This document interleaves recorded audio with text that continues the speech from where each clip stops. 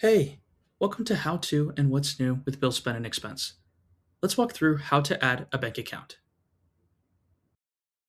First, click on the Settings tab to see your bank accounts page. Next, click Link a Bank.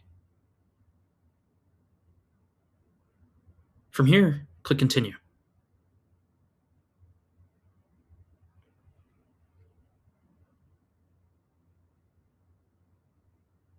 Here is a list of bank institutions.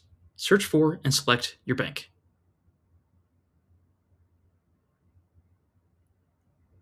Now, click Go to Login. This will take you to your bank's portal, where you can securely log in. Once logged in, you'll return to Spend and Expense to finish connecting.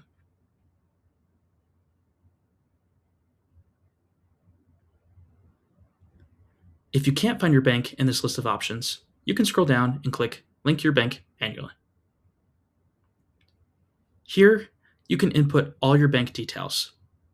Once completed, you can submit your information. Your bank account will then be linked within 2 to 4 days. After your bank account is linked, it will appear here as an option. And that's it. You're all set to start using your bank account to pay down your credit balance.